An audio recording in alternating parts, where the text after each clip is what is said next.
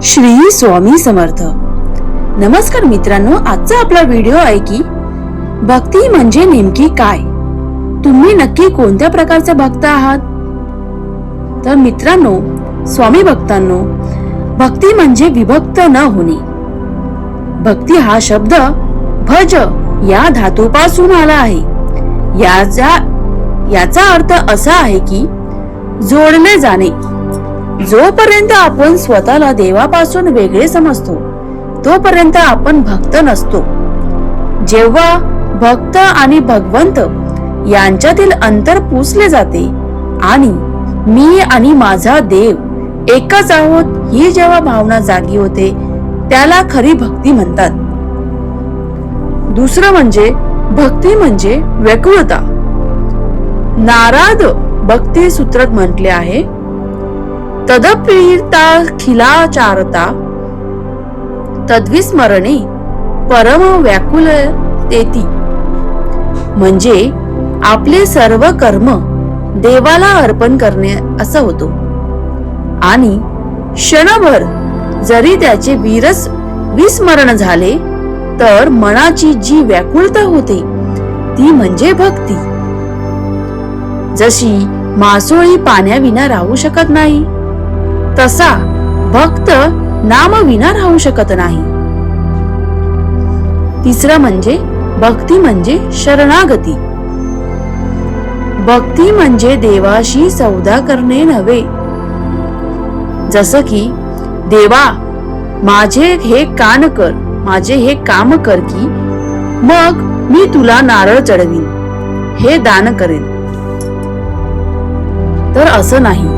खरी भक्ती म्हणजे देवा मी तुझा आहे आणि जे काही होईल ती तुझी इच्छा.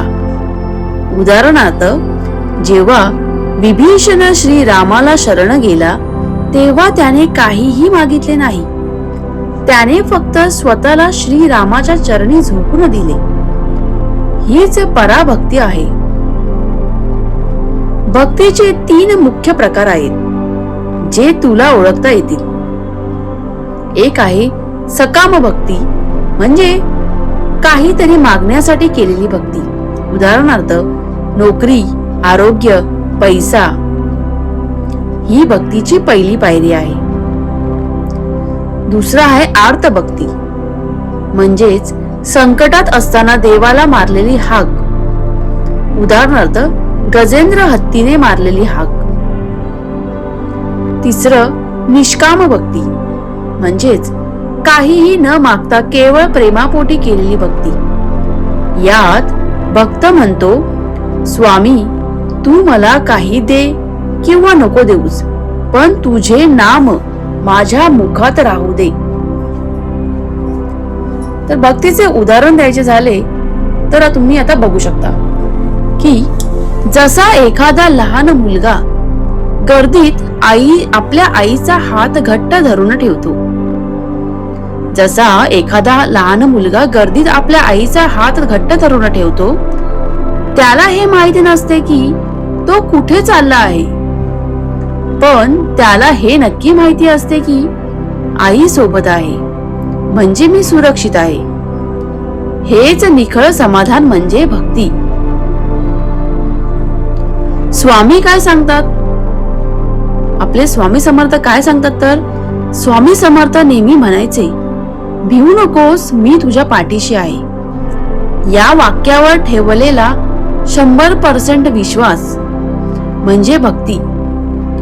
जेव्हा तू तुझे ओझे स्वामींच्या खांद्यावर टाकतोस आणि निर्धास्त होतोस तेव्हा तुझी भक्ती फळाला आली असे समजावे.